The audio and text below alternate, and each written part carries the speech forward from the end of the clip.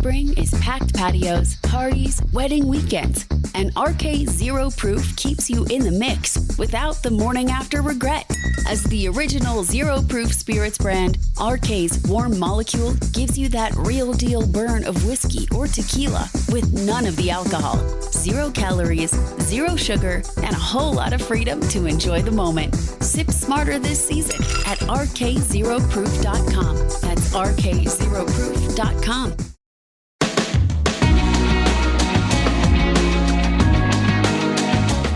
Welcome to the Irish NFL Show in association with QuinnBet, proudly hosted on the Believe Network. We're taking a close look at the draft needs of each of the 32 teams in the run-up to the NFL Draft in just under a fortnight's time. We come now to the NFC West, the division won by the eventual Super Bowl champion Seattle Seahawks last year, and which also sent both the Rams and the 49ers to the playoffs, the Arizona Cardinals, the poor relation in that division. Just to give you an insight into where the desert sees it, so the bookies predicting the Rams to win the division. They're the favourites there. The Seattle Seahawks, second favourite, despite being Super Bowl champions, as I just mentioned. The Niners, third favourite, and the Arizona Cardinals, a long shot, 30-1 they are to win the NFC West in 2026-2027. Shane Brennan, Craig Rigden and Kieran O'Donovan joining me, Conor Brophy, as we look now at the Seahawks and what they're likely to do in the NFL Draft. Craig Rigden, the Seahawks only have 4 picks this time out. They have, surprisingly enough, I suppose, for teams that just won the Super Bowl, quite an array of needs. A couple of departures in the defense, particularly on the back end. Kind of need a running back as well, you would think. Possibly need some pass rush help too. And maybe the wide receiver room could do with bolstering. So there are actually a few ways that they can use these 4 picks, in particular the first rounder. But what way do you think they are going to go? It's weird. Like we're going to start off, and I actually don't have any nailed on names for the Seahawks because I just don't know who's going to be available, and I don't know what they want. They'll probably end up going best player available, and I've seen Colton Hood and Brandon Cisse, the 2 cornerbacks taken in mock drafts, but they need edge help. Nwosu played almost every game of last season, but then you look at his previous seasons, he has injury history like riddled through there. DeMarcus Lawrence is on the wrong side of 33 and probably on the decline. Boye Mafe left in free agency, so that leaves a massive gap there. So maybe it's not a pressing issue, and this is kind of the same with all the NFC West teams outside the Cardinals, actually, the fact of like a lot of what I'm looking at, nothing's pressing, but it's kind of, they all need to look to the future because they're all getting older. And I think that's why we're getting that bit where it's such a good division because they're all seasoned teams. And it's going to get to a point where all of them almost have to reset at the same time. So it's been difficult, but I think they're not a million miles away in some ways from the position that the Eagles were in last year, and that they've sneakily lost quite a few players, particularly on an outstanding defense from last year. You look at Reek Woolen and Kobe Bryant, and you look at Boye Mafe. These are not players that are easy to replace. No, and then, you do look at running back. Walker's gone to Kansas City. Charbonnet's recovering from that ACL that he suffered late. So they are really thin on the ground, but any player in that first round is likely to be a reach. I have seen someone pair Jadarian Price, the running back from Notre Dame there, but I think he's got like a late second, early third round grade on him. So it's a hell of a reach to take him at 32. I actually think this might be a prime place to trade back and just trade out of the first round and then try and pick up some extras. They don't have a 4th, they don't have a 5th, they don't have a 7th. Like, just pick up some fodder, see what you can get, and then try and address the needs later. Because that top 100 always, produces players that are very good in the NFL. Shane, as Craig was saying, running back is a need there. So if the right guy falls to them, whether it's Price or someone else, they may strike. But it seems like a workable theory to me that the Seahawks may end up actually trading out of the first round because they just don't have an awful lot of picks. They've had a couple of outstanding drafts back to back, which is one of the main reasons, of course, why they ended up as Super Bowl champions. They've struck lightning more than once, but they don't have an awful lot of opportunities to do that this time around. So maybe accumulating draft capital might be the smart play, given you're picking number 32 in the first round anyway. So you're not necessarily going to get the top one of any of the premium positions available. So if you are going with best player available, best move available might be to trade out of it.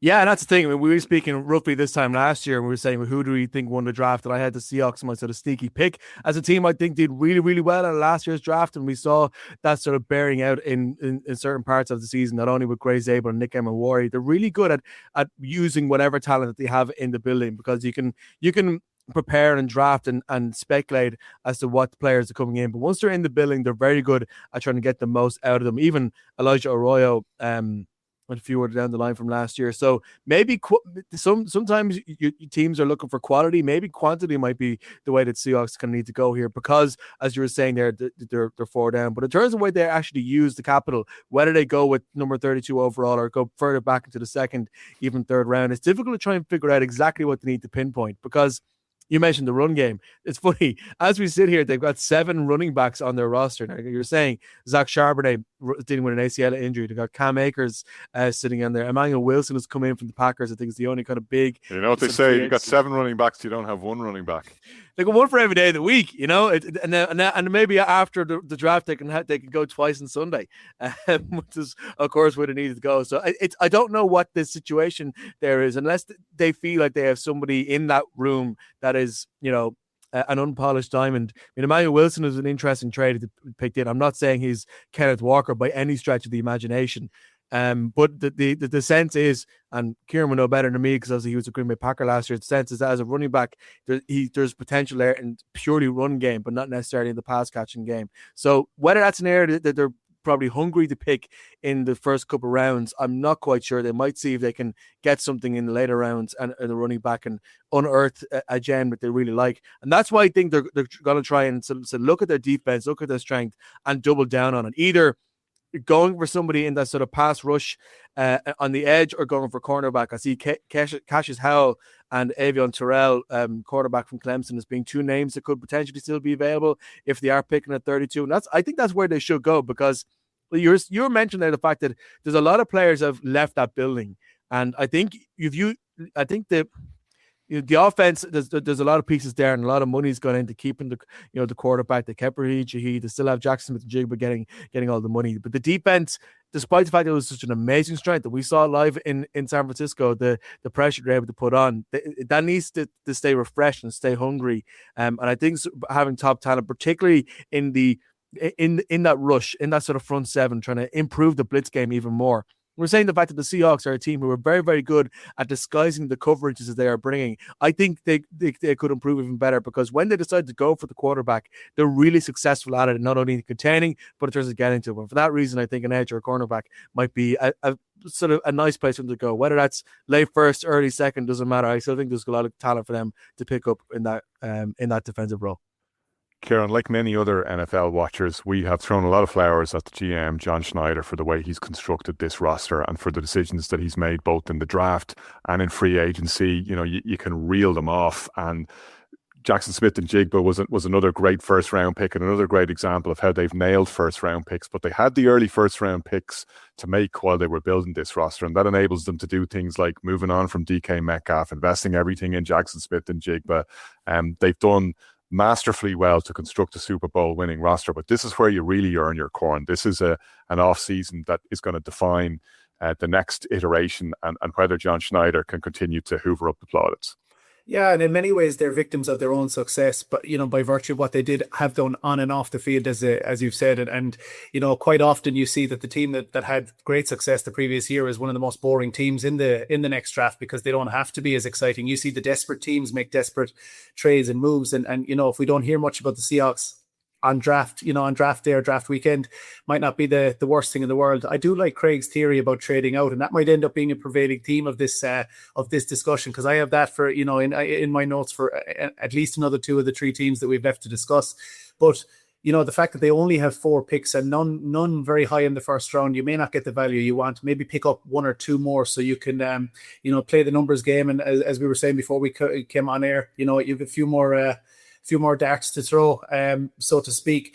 Funny, I was listening to Seahawks Today, local podcast in Seattle, and they were talking about the same positions we were. Look, running back, edge. They had a name attached to running back Mike Washington Jr. from Arkansas.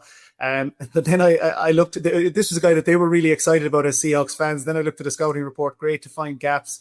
Great combination of size and speed. Fumbles like crazy and has issues catching the ball. And I was like, isn't that like, at least, when you see that, how is that not okay, let's cross him off the list. Moving up to edge, they very much liked R. Mason Thomas, and Craig, maybe, you might know more about this guy over from Oklahoma. He visited with the Seahawks, and they compare him to Boya Maffey, who you mentioned that they have lost, and that might be a name to look out for. But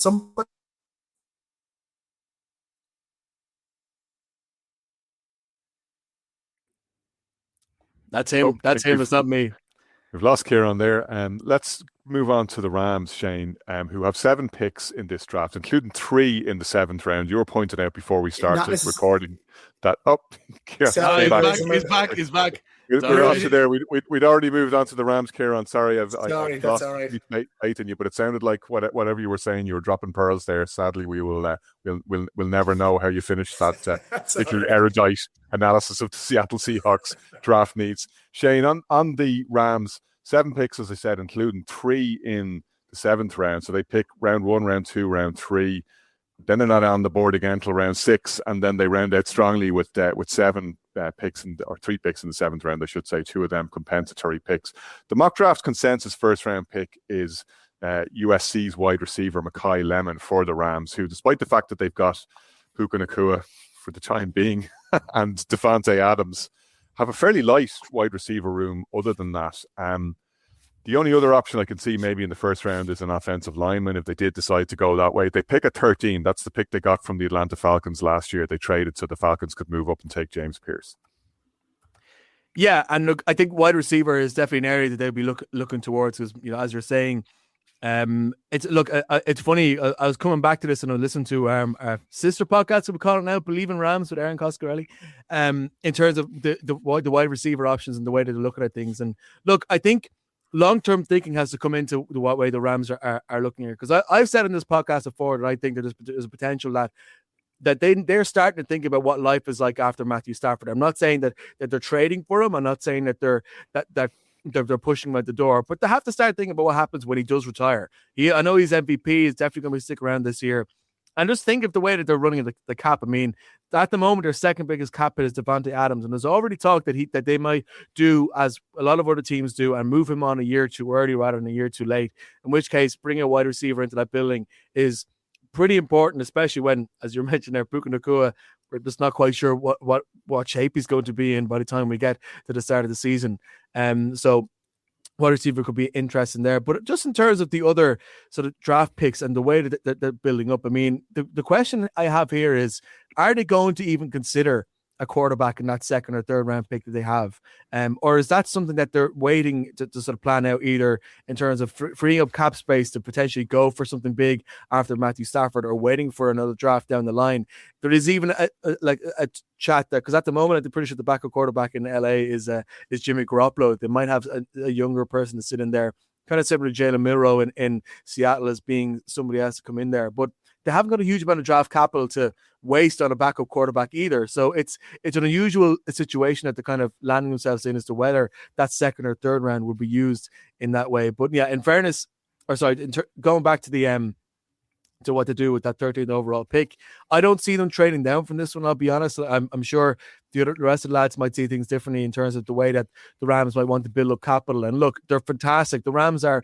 I love the Rams front office and the coaching staff. I mean, they have probably the best culture in the NFL, or one of anyway. And the way that they're able to sort of find players in that 5th, 6th, 7th round and bring them up to top talent, they're not like any other team. So they might have the self-confidence in themselves to trade down and build up. But I still think that with 13 overall, they're probably just going to be sitting in a position where they're going to take the best wide receiver that they can get. I did see some suggestion that is it Tate, the wide receiver from Ohio State? Carnell Tate. might be available. If he is available at 13, you can kind of see him jumping on that. I'm not quite sure whether he will, whether he might go elsewhere. But I did see some suggestion that he might be slipping that far down the board. And if so, I just imagine he's going to jump on it.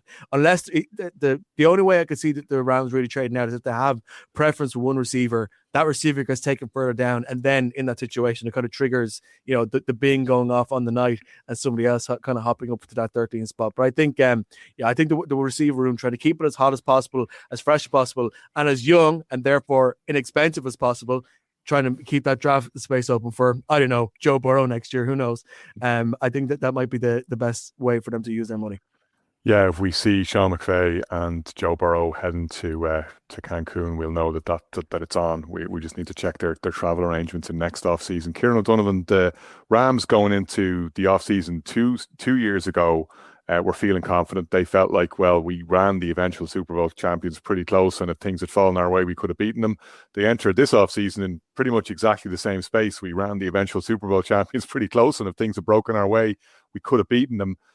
We had talked about the Rams, and a lot of other people talked about the Rams secondary being potentially a liability going into the playoffs. It didn't seem so in the wildcard round or in the divisional round victory on the road against the Bears, but it did eventually come back to bite them against the Seahawks, who, when Sam Darnold needed to pick them apart, was able to do so. And they've also had quite a few departures from that side. So I think we're fairly clear that they're probably going to go wide receiver in the first round. But actually, it might be the tinkering on the defensive side of the ball that gets more interesting as this draft goes on, because they do have needs to address there. Yeah, and look, one DB that I had seen mentioned was Caleb Downs, or seen as a potential pick was Caleb Downs. The link being the fact that Mike Hunter came in from Ohio State and he'd be now coaching the defensive backs. But I'm not sure is Caleb Downs touted to go in the first round. So unless this was a trade, unless this was a real shoot for the moon pick, maybe they might see that as too high a risk when they've got that pick. So I'm not sure either, where in the first round he's touted to land. So again, maybe you've got a trade back situation. I do think I'm more interested personally in the receiver situation, as Shane was mentioned. I think looking at Puka Nacua and looking at the offseason kind of I suppose stories and headlines, you're trusting that that Les Snead and that Sean McVay have the inside track, and they know better than us whether Puka Nacua is looking to do some PR damage control or whether he's looking to do some personal reflection, or if he is indeed entering his Antonio Brown era early. And if that is the case, I think they just bite the bullet and take Mekhi Lemon if he's the highest available receiver. The other, the obvious, I suppose, position to watch is the quarterback and what they do in that position, because I read an article in the Athletic there earlier on today where basically saying they've got 3 options now to fill their backup quarterback need. We all know that Stafford is coming back, ready, great attitude. He's looking to kick ass, as he said in his own words. But you've got to make a decision. Do you re-sign Jimmy Garoppolo? I'm not quite sure. Have they re-signed him yet? Do you go all in on Jimmy Garoppolo as your backup quarterback? There was talk that Garoppolo might retire. Well, there you go. I don't think he's nailed on quite yet. The other 2 options were interesting. Do you potentially trade down in the first round of the draft, pick up a little bit of draft capital for later rounds, and then maybe take a chance on a Ty Simpson in the late first round, early second round? Or do you wait till the second round and look at the likes of a Garrett Nussmeier or a Carson Beck, who they might well see as a ready-made number 2 and maybe a number 1 down the line? So I'm just very interested to see what they do on those fronts. I think it's going to be one of those 3 options in the first round. And yeah, look, listening then to Kieran even and to other people, to Jordan Reed a couple of weeks ago, they are saying that secondary is quite deep, that the talent runs deep into those second, third rounds. So maybe they look to pick up a safety with that second or third pick to fill an obvious need. Craig, if you're looking at I'm just checking the NFL IQ here, which is powered by Amazon Quick. It's a lovely little interface for anybody who hasn't checked it out yet. It's on the NFL website. Their draft preview projects Mekhi Lemon, the most obvious of their potential first round selections. 19% of the mocks have him The second one, though, is Spencer Fano, an offensive tackle from Utah.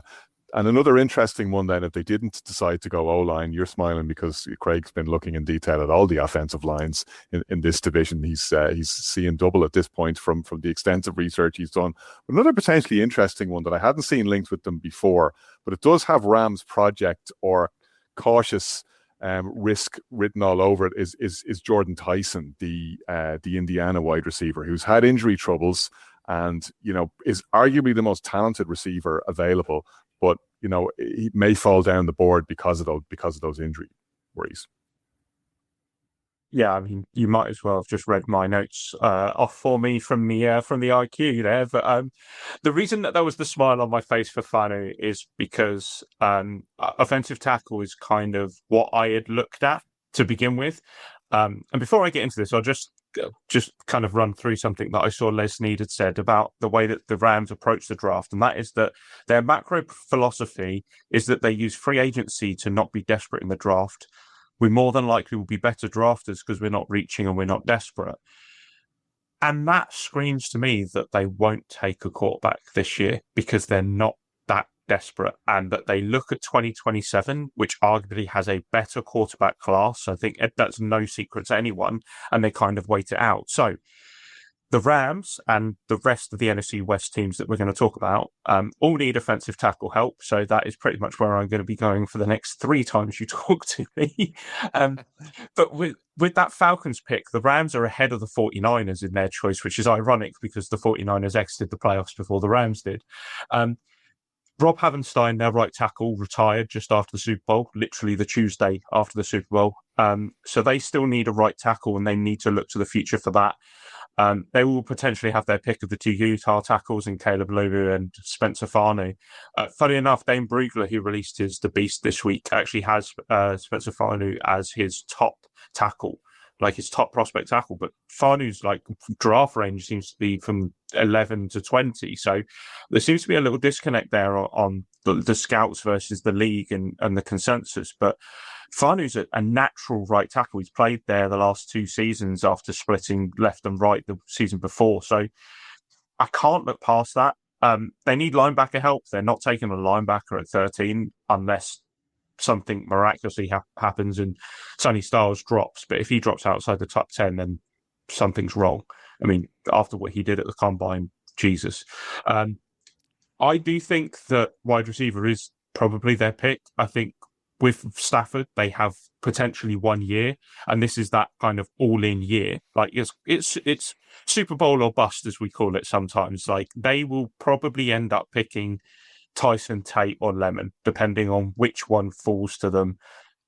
It's already been mentioned, Adams is kind of hitting that twilight of his career, and Snead is kind of intelligent enough to move on before that happens. And their third wideout, if I remember correctly, was a name I hadn't even seen mentioned.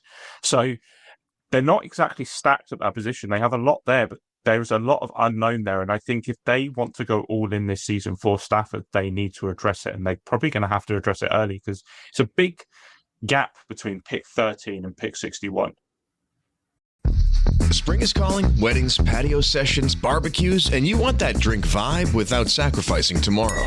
That's RK Zero Proof. As the world's first zero proof spirits brand, RK created the warm molecule, giving you the smooth kick of whiskey or tequila with 0 alcohol, 0 calories, 0 sugar, and all the peace of mind you need to enjoy every moment. Step into the zero proof season at rkzeroproof.com.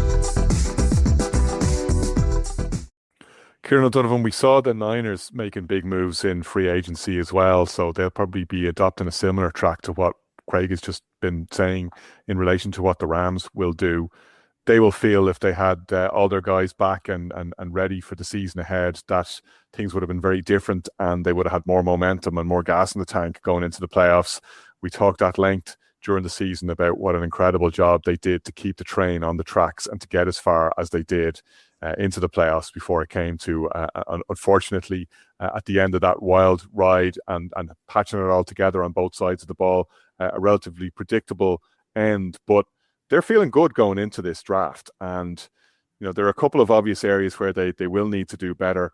One of them you would think is whatever they do, they cannot be coming into the season looking to lean on Christian McCaffrey to anything like the degree they did last year, because they will break him. They had to do it. There was no other choice last year. But you need better offensive line help to open up lanes in the running game.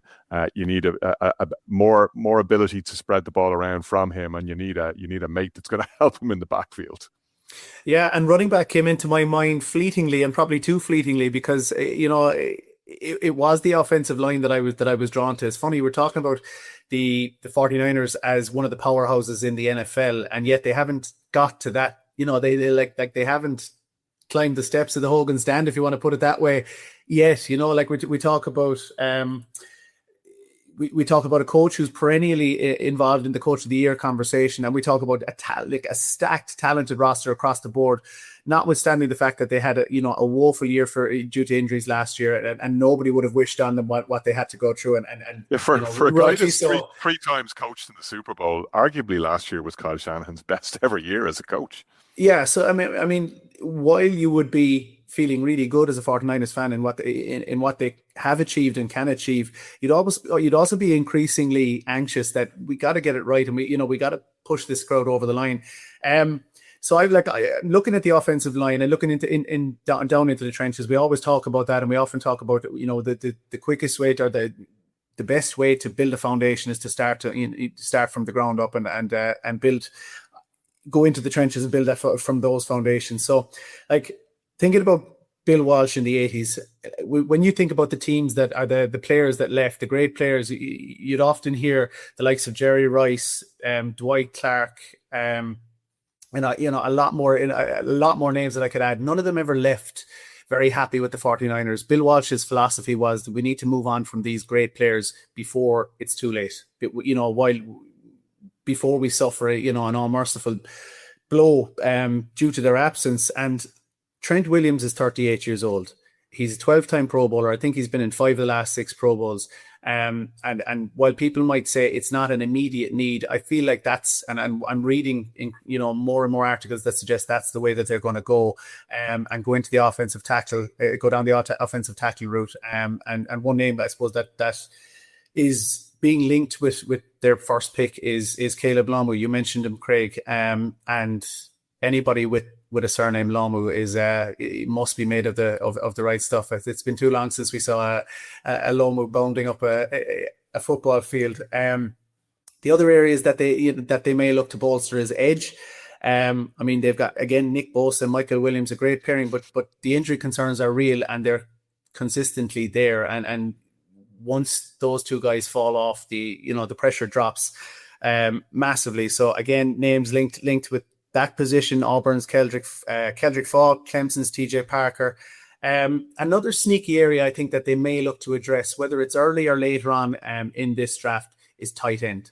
Another injury-prone position with George Kittle, who is out with an Achilles injury and will miss a significant amount of time. So they may look to his long-term replacement and somebody that might be able to plug in and start straight away.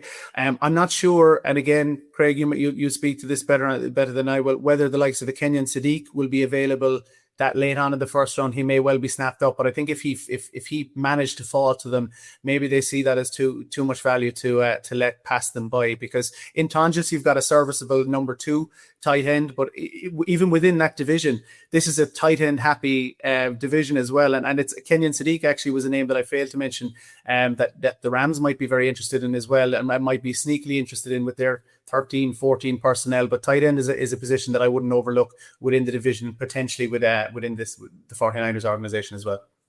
Craig, what do you make of that? Because as Kieran was saying, Caleb Lomu is one name that's been heavily linked with the Niners. Blake Miller from Clemson, another offensive tackle, is another one. But Kenyon Sadiq has an inherent attraction. He's been linked to quite a lot of different teams, including the Ravens, for whom, as we know, Todd Monken. The Browns, for whom, as we know, Todd Monken in his time with the Ravens, I was going to say, loved the idea of having 2 top-tier tight ends that you can do an awful lot of stuff in the kind of offense that he likes to field. That's also a Sean McVay speciality. I would be absolutely shocked if Sadiq gets into the 20s, let alone towards the back end of the 20s.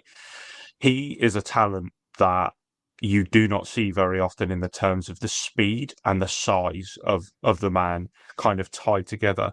I think I mentioned it either last week or the week before, in the fact that Sadiq hit the same miles per hour doing his 40-yard dash as Jamar Gibbs did. That is horrific. That's terrifying that you can have a tight end that is able to stretch the field like that in the same way, that we used those prototypical, and we saw the hybrids come through in players like Gronk in more recent years, but this is kind of like a souped up wide receiver to the ultimate degree. Like, he is, I can't remember how much, I think it's 230, 240. The fact that he can run, I think it was 22 miles per hour, is ridiculous. But yeah, I actually have the 49ers looking at that offensive line. I look at guard. Left guard is a massive issue for them. It's probably their weakest area of that offensive line. Chase Benotis from Texas A&M, he's played the position in the last 2 years. He's well-rounded in the pass and the run. He's not a reach at 27, because when you get towards that latter stage of things, you can look at that second-round talent and you can take a flyer if you think that they're a good fit for your own team. I do think that you're right with the Trent Williams thing. I think he is, he is aging. Somehow he's like a fine wine and seems to just continue going. But I think that what they could do easily here is look at somebody who might be more of a project and that can sit behind Williams for a year and then go from there. I'm going to have to look at his name because I'm never going to be able to pronounce this. I'm looking at Max Ihornacho. Who, that is a hell of a name because it's not spelt like that. He's only been playing American football since 2021. He's Nigerian. He went over to America. He's been playing football for 5 years. He allowed 0 sacks in his senior year last year in college. He's only played right tackle, so moving him to a left tackle might be difficult. As Justin Pugh once said to me, it's like wiping your ass with the wrong hand. And that might take some getting used to for him. But I can see that happening. I had wide receiver as a potential, but I think if they're going to be serious about what they need to do this year, they need to keep Brock Purdy upright, and addressing that offensive line probably makes the most sense. You got I'm just looking again at the NFL draft preview here, the NFL IQ one. Caleb Lomu's is the number one in most of the mocks. But Casey Concepcion features as well. Like, that's Omar Cooper is another one, the Indiana wideout who's in there. Now that's only a 5% projection there, so it's not crazy to think that they might go that way. And there's a philosophical bent here that some teams have. If really everybody should be going best player available with every pick in the draft. If you're not able to pick best player available, it's because something has gone wrong in your organization. Either a player hasn't worked out, he's gotten injured, you have a short-term need that you shouldn't have had if you'd either planned correctly or if the gods had favored you. If you're the Jets. Or if you're the Jets, yeah. Because you should be looking at, the best available premium position player, if there is a wide receiver there, and not have to pick maybe the second or third best O-lineman, depending on what way the draft falls. So I think the Niners are kind of in that zone where they probably will have to take whatever offensive lineman is available to them, because it was a glaring need last year. And I agree with all of you in terms of what you're saying on the Trent Williams equation. Shane Brennan, let's just look at the capital that they have available to them, though. If you pull back the lens a little bit, they 7 picks, so they're relatively well heeled in comparison to the teams around them in the division. 4 of those in the 4th round, including 3 compensatory picks. They picked 27th, as we were saying, in round 1, 58th in round 2, and round 3, and then they don't pick again after round 4. So they're either going to go nuts there, go on a bit of a spree in the 4th round, or package up some of those picks, you would think.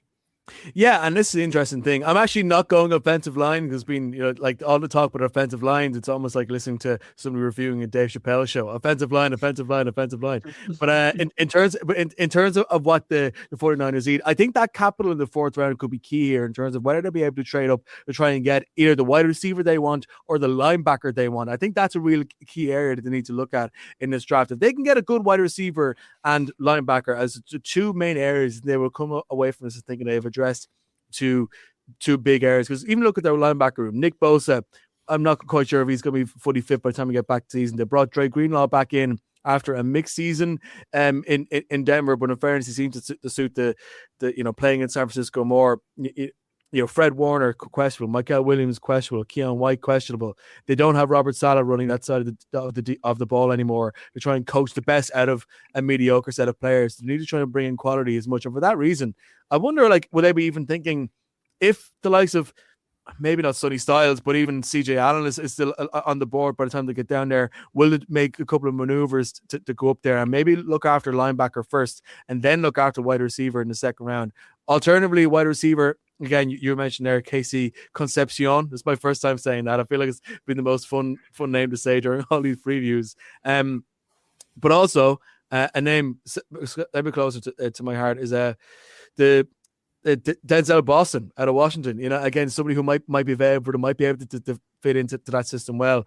I understand where Kieran was coming from, particularly from the tight end point of view. I don't think they're going to go first or second round in order to fill that gap. If they keep their fourth round picks, then that might be one that they use it on. But I think those fourth round picks are good trading fodder. If they have identified a linebacker and or a wide receiver in the first round that they want to go get, I agree with you, Conor. Sometimes you just need to try and go up and instead of just saying best player available, say this is the best player that we want. There's no point in us getting the third or fourth best offensive lineman because they've all gone to whatever it is, that gets picked ahead of them, and just try to be aggressive and go for the guy that you want. If it was me now, I'd be going linebacker over wide receiver, but I can definitely see I definitely see the logic behind using that capital to try and go aggressive on a wide receiver pick.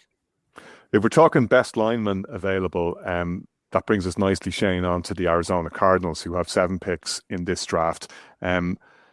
The consensus first-round pick for them is either Francis Mauigoa, the UOT, or David Bailey, the Texas Tech edge rusher. They got plenty of needs here, and they are in the position where they can address a key one with that pick. You think they're going offensive line, or you think they're going edge rusher? Look who's playing quarterback. It would be kind of nice if you can keep him upright. I mean, even just look and how Jacob Brissett played last year. If that is the one who's starting, because it could be Gardner Minshew, it could be whoever else that they decide. Maybe if one of the Artemis astronauts manages to land in Arizona and could throw a good ball, they might throw him in there as well. And in which case, you need to keep that offensive line as strong as possible. Because remember last year as well with Brissett had incredibly high numbers of attempted passes and completed passes and yards, but he felt like he was running for his life all the time, and there was no run game to benefit that. And look what they're trying to do now. They brought in Isaac Seumalo as a guard. They brought in Tyler Algier to try and boost the run game. They got Kendrick Bourne now as a wide receiver.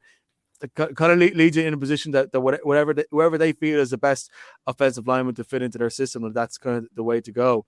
Look, there's a few different ways you can skin that cat. I will refer to our offensive line expert, Craig Rigden, as to who will be the best person there. But I think just fundamentally, that has to be the first priority here is trying to get the offense sorted. I think the defense in Arizona, while there's a lot of pieces missing, it's more of a schematic thing than a talent thing, and that will take another year to just fully rebuild. So whilst that's happening, look at where they spent the free agency money, and look where they're putting their focus on now. Even the fact that they brought in LaFleur as a head coach is a very good offensive mind. Try to build that as being the strength here, because let's face it, the Cardinals are the 4th team in the group of death. I mean, they're not getting it.